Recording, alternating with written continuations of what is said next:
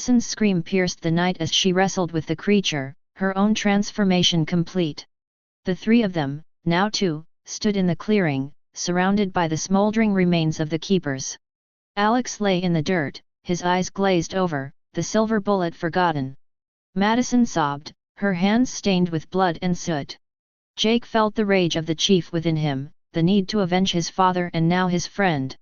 He knew what he had to do. The final battle with Bogey was upon them, and he had to win it.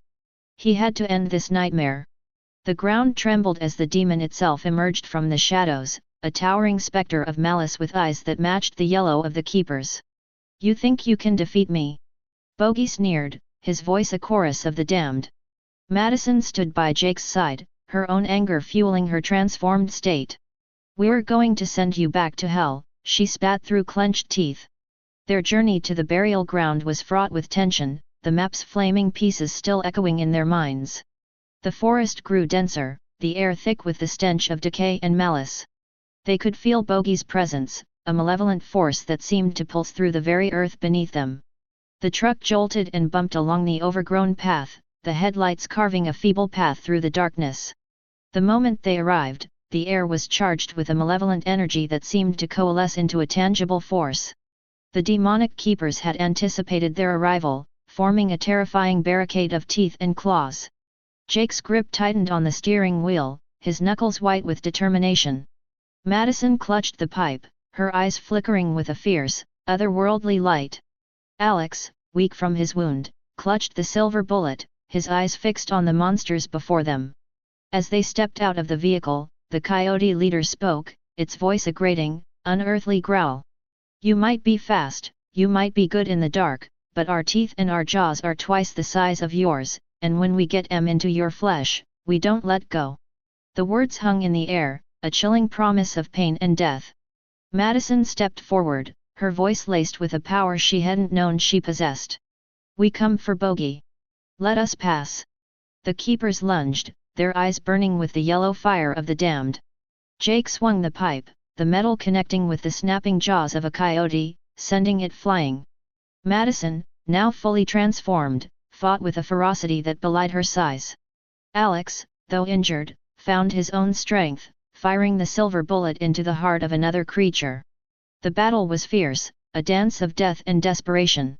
But the keepers were too many, their numbers seemingly endless. In the chaos, Alex was overwhelmed, the coyote's teeth sinking deep into his neck. Madison's scream of despair was cut short as she saw the silver bullet still clutched in his hand. With a snarl, she pried it free and aimed it at the coyote's head. The shot rang out, the creature's skull exploding in a shower of gore. Alex gasped, blood bubbling from his mouth, and then he went still. The loss of their friend fueled their anger, and they pushed on, leaving the truck behind as they approached the burial ground on foot.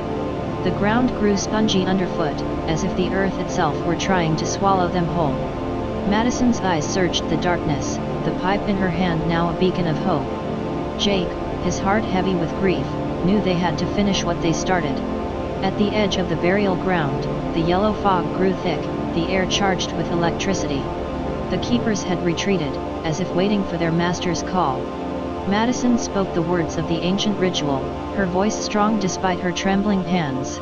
The ground before them began to crack, and the earth trembled as the demon Bogey emerged, his form a twisted mass of human and animal, his eyes a fiery yellow. Jake stepped forward, the map's ashes in his pocket, the spirit of the Nakata chief guiding him. He knew that the final battle was upon them. Madison, her transformation complete, stood by his side, her eyes gleaming with a mix of rage and sorrow. They had come to the end of their journey, and now they had to fight for their lives, and the souls of those lost to the camp's curse. The demonic creature lunged, its elongated limbs reaching for them. Jake swung the pipe with a strength born of anger and grief, and Madison let out a war cry that seemed to shake the very trees. The battle was fiercer than any they could have imagined, the two teenagers fighting for more than just themselves. They were fighting for the memory of their loved ones, for the innocence of their youth, and for the peace of the ancient burial ground. With each blow they struck, the power of the Nakata chief grew within them. They could feel the spirits of the slain natives rallying around them, lending them strength and courage. The demon snarled and hissed, its form shifting and twisting as it tried to overpower them. But Jake and Madison held firm, their bond unbroken by fear or pain. The final moments of the battle were a blur of fangs and talons, of sweat and blood. Madison, her eyes blazing with the power of the skull pipe, leaped upon Bogey's back, her claws digging deep. The pipe in her hand began to change, the wood morphing and elongating into a sleek blade with the grinning skull still embedded in the handle. It was as if the spirit of the Nakata chief had recognized the gravity of their situation and had granted them a weapon of pure destruction.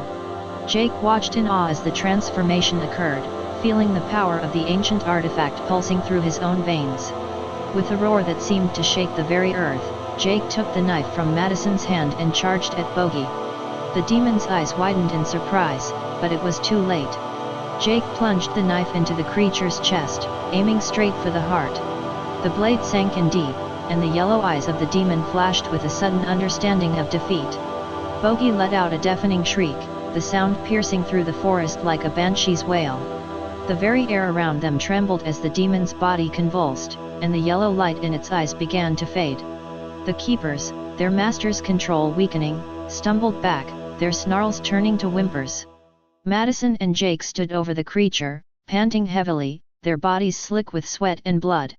The knife, still lodged in Bogey's chest, began to glow with an intense white light, and the demon's body started to dissolve into ash.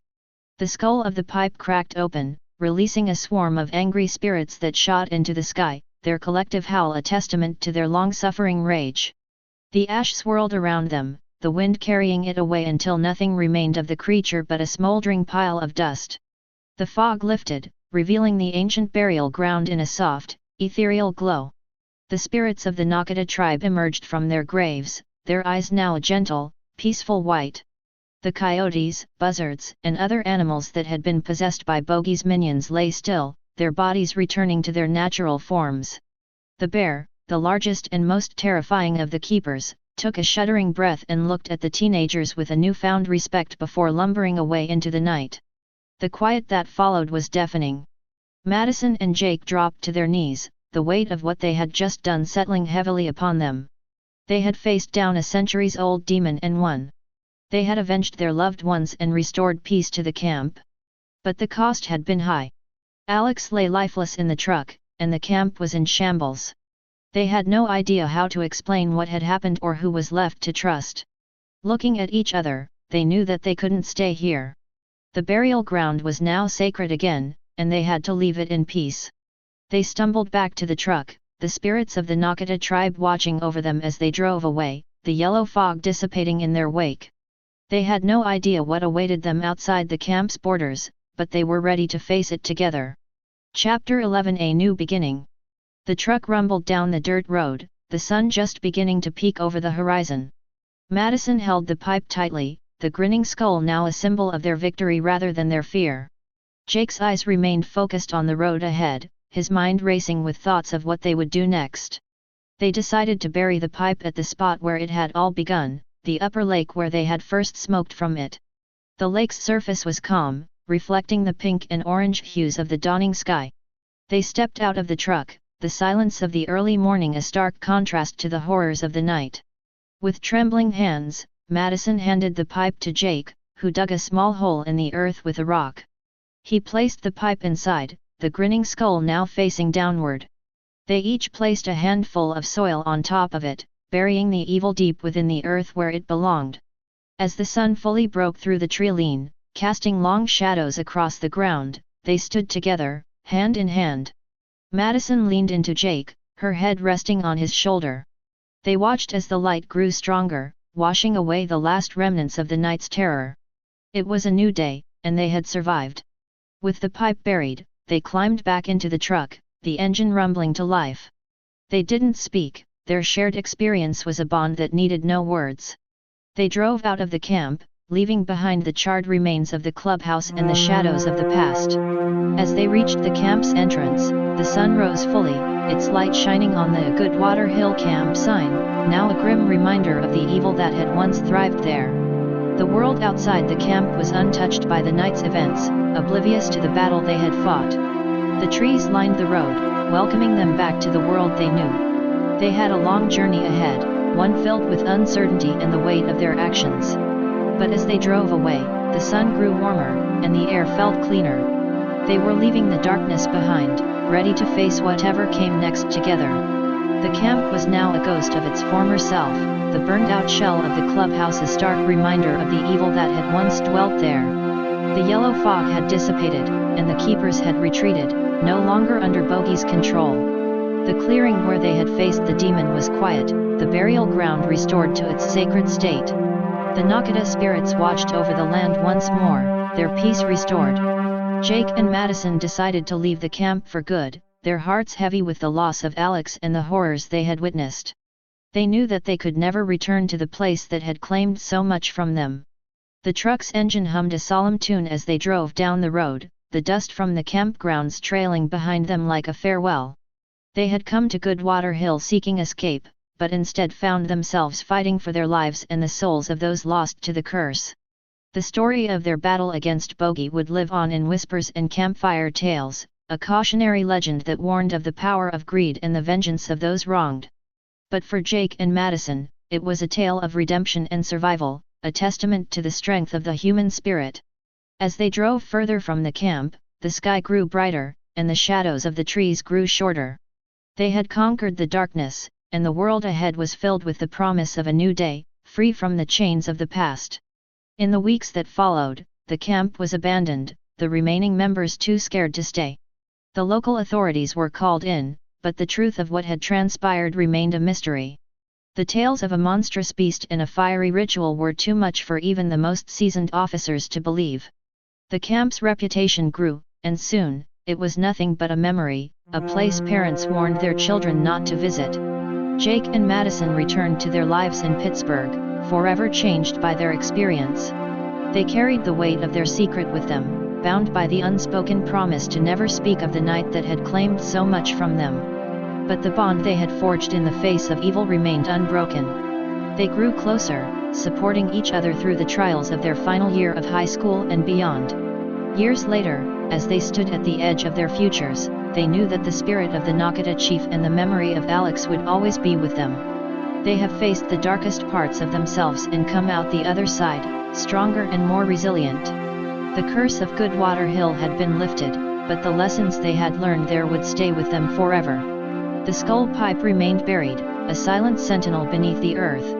The camp had been reclaimed by nature, the trees growing tall and the vines wrapping around the abandoned structures. But the land was at peace, the curse of Bogey broken. And somewhere in the quiet whispers of the forest, the spirits of the Nakata tribe watched over them,